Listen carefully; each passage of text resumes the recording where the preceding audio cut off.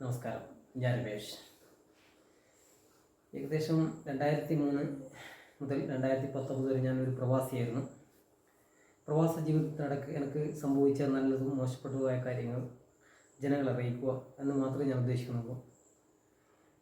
എൻ്റെ ഒരു യൂട്യൂബ് ചാനലിലേക്ക് ഇപ്പോൾ ഞാനതായാലും അപ്ലോഡ് ചെയ്യും. അല്ലെങ്കിൽ ജനങ്ങൾ കാണുന്നവർ കാണട്ടെ, അറിയുന്നവർ അറിയട്ടെ. ഗൾഫ് എന്താണെന്നും ഗൾഫിലെ ജീവിതം എന്താണെന്നും മനസ്സിലാക്കാൻ ഒരുപക്ഷെ പുതിയ തലമുറയ്ക്ക് സാധിക്കും എന്ന് വിചാരിച്ചുകൊണ്ട് ഞാൻ തുടങ്ങാം. 2003 ഏപ്രിൽ മാസം അങ്ങനെ അവിചാരിതമായി എനിക്കൊരു വിസ കിട്ടി. അവിചാരിതം എന്ന് പറയാൻ കാരണം മറ്റാർക്കു വേണ്ടി വന്ന വിസ ആളില്ലാതായപ്പോൾ എനിക്കത് ഏൽക്കേണ്ടി വന്നു. അങ്ങനെ ഞാനത് എടുത്തു. അങ്ങനെ ഒരുപാട് കടങ്ങളും അതുപോലെ ഒരുപാട് പ്രാരാബ്ധങ്ങളും നിറഞ്ഞ് ഞാനങ്ങനെ ഗൾഫിലേക്ക് പോകാൻ തീരുമാനിച്ചു. ബാക്കിയുള്ള കാര്യങ്ങളൊക്കെ ചെയ്തു. അതിനുശേഷം ബോംബെയിൽ നിന്നായിരുന്നു പ്ലെയിൻ്റെ ടിക്കറ്റ്. അങ്ങനെ കണ്ണൂർ പോയി അക്ബർ ട്രാവൽസിൽ പോയി ടിക്കറ്റൊക്കെ ഓക്കെ ആക്കി അവരുടെ ബസ്സിൽ തന്നെ ഞാൻ ബോംബെയിലേക്ക് യാത്ര ചെയ്തു. കാലത്ത് 10 മണിക്ക്.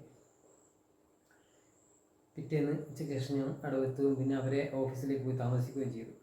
അതിനുശേഷം പിറ്റേന്ന് 11 മണിക്ക് ഓഫീസിൽ വരുമെന്ന് പറഞ്ഞ് ഇന്നാണ് നിങ്ങളെ ടിക്കറ്റ് ഓക്കെ ചെയ്ത്, അപ്പോൾ നമുക്ക് ഇന്ന് എയർപോർട്ടിലേക്ക് പോകണമെന്ന് പറഞ്ഞു. ഏകദേശം 11 മണിയായിരുന്നു നമുക്ക്.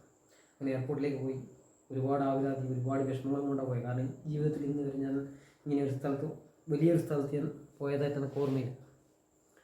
അങ്ങനെ പോയി.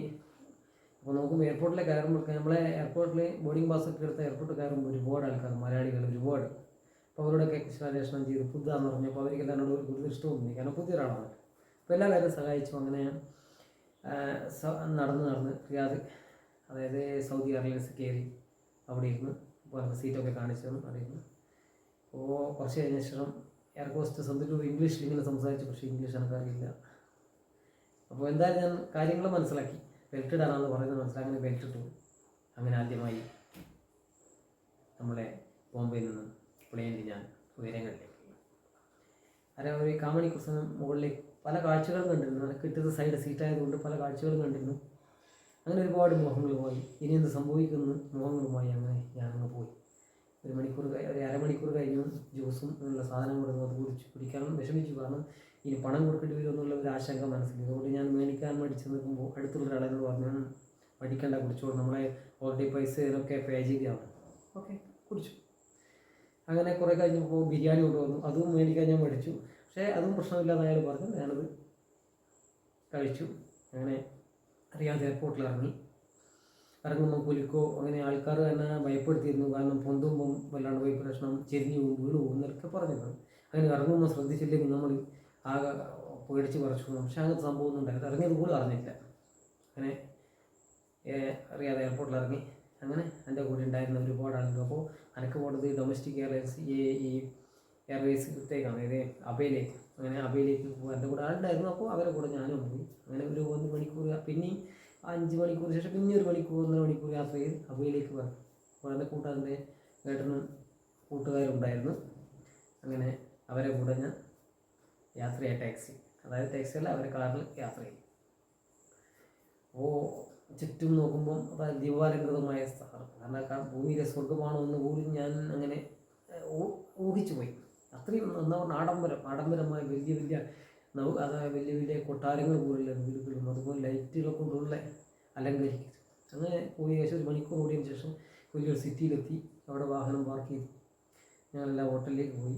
മൊത്തം മലയാളി. പെട്ടെന്ന് എനിക്ക് ഡൗട്ട്, ഞാൻ നാടോടി സിനിമയിൽ ശ്രീനിവാസനും മോഹൻലാലും പോയ പോലെ ആയ ഒരു നിമിഷം തിരിച്ച് കേരളത്തിലെത്തി പോയത്. അപ്പോൾ അല്ല, സൗദി തന്നെ കമ്മീസ് മുഷത്ത് എന്ന് പറഞ്ഞ ഒരു വലിയ ടൗണിൽ തന്നെ എത്തി.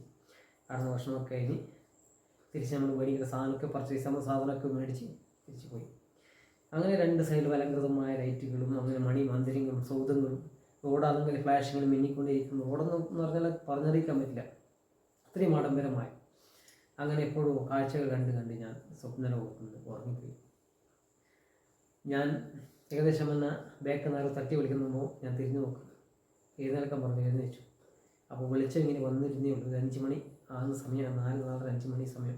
വാച്ച് നോക്കുമ്പോൾ 5 മണി ആകുന്നേ ഉള്ളൂ.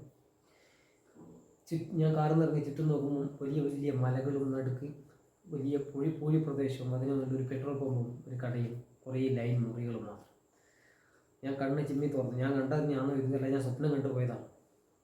എന്തോ ആട്ടെ, മരുന്ന് കയറാം. അങ്ങനെ നടന്നവരും കൂടെ നടന്ന് റൂമിലേക്ക് പോയി. ഇപ്പോൾ ഒരുപാട് ആൾക്കാരുണ്ടായിരുന്നു. ഫോണിലും എല്ലാവരുടെ ലോകിയൊക്കെ പറഞ്ഞ് ആടിയിരുന്ന് സൊറ പറഞ്ഞ് തമാശകൾ, നാട്ടുവിശേഷങ്ങൾ ഇങ്ങനെ ആയി ഭക്ഷണമൊക്കെ കഴിച്ച് കുളിച്ച് ഫ്രഷായി. പിന്നെ ഒരു പ്രത്യേക ഒരു മൂഡ് വന്ന് ആടി. 3 ദിവസം കഴിയും. പെട്ടെന്ന് എനിക്ക് ഒരു ദിവസം കാണാൻ രാത്രി ഒരു വാഹനം ഇരുമ്പിപ്പാഞ്ഞു വന്ന ഒരു വാഹനം മുൻകട നിർത്തി. അതിൽ നിന്നും ഒരു പ്രായമായ ഒരു മനുഷ്യൻ വിളിച്ചു. എൻ്റെ ഏട്ടനെ വിളിച്ചു. അത് അറബിയിൽ സലാം അലൈക്കും അശോക് സലാം മടക്കി പോയി സംസാരിച്ചുകൊണ്ടിരിക്കുമ്പോൾ ഞാൻ ജനലിൻ്റെ അരികിൽ കൂടെ തലയുർത്തി നോക്കി ആരാണ്. അപ്പോൾ പെട്ടെന്ന് ഇയാളെ കണ്ണ് അടുത്തേക്കാണ് വന്നത്. അതാരാന്ന് ചോദിച്ചു. നല്ല അനിയനാണ്. വിളിക്കാൻ പറഞ്ഞു. വിളിച്ചു. കുറേ അയാൾ സംസാരിച്ചു. കുറേ സലാമെല്ലാം പറഞ്ഞു. എല്ലാവരും ഇങ്ങനെ നോക്കി നടക്കും. അപ്പോൾ ഒരാൾ പറഞ്ഞു അയ്വാന്ന് പറഞ്ഞു. അങ്ങനെ അയ്വാന്ന് പറഞ്ഞു. അപ്പോൾ എന്തൊക്കെയോ പറഞ്ഞ് തിരിച്ച് ഇളങ്ങി പോയി. ഞാൻ അറിയില്ല അയാളാണ്. അപ്പോൾ അയാളാണ് സൗദി. അങ്ങനെ 3 ദിവസം കഴിഞ്ഞ് 4-ാം ദിവസം എനിക്കൊരു ജോലിക്കുള്ള ഓർഡർ വന്നു. അങ്ങനെ ഏകദേശം 400 കിലോമീറ്റർ അപ്പുറം ജോലി സ്ഥലത്തേക്ക് പോകാൻ എല്ലാവരും റെഡി ആയിരുന്നു. അങ്ങനെ എല്ലാവരും യാത്ര പറഞ്ഞ് കാറിലേക്ക് ഇറങ്ങുന്നു. അടുത്ത ദിവസം എല്ലാവരും ഇത് കാണും എന്ന ശുഭാപ്തി വിശ്വാസത്തോടെ ഹൃദയത്തിൻ്റെ ഭാഷയിൽ നിന്ന് കാണണം. കണ്ട് ഇഷ്ടപ്പെട്ടാൽ എൻ്റെ ചാനൽ സബ്സ്ക്രൈബ് ചെയ്യണം. അതുപോലെ തന്നെ ലൈക്കും ചെയ്യണം. ഇഷ്ടപ്പെട്ടില്ലെങ്കിൽ സ്കിപ്പ് ചെയ്ത് കളയാം. ഓക്കെ. ഞാൻ രമേശ് മയ്യ. യൂട്യൂബ് ചാനലും എൻ്റെ ഫേസ്ബുക്കും എൻ്റെ ഇൻസ്റ്റാഗ്രാമും എല്ലാവരും ഞാൻ അപ്ലോഡ് ചെയ്യും. പക്ഷേ ആദ്യം ഞാൻ ചെയ്യുന്നത് യൂട്യൂബിലാണ് സ്വീകരിക്കും എന്ന വിശ്വാസത്തോടെ ഞാൻ രമേശ് മയ്യ.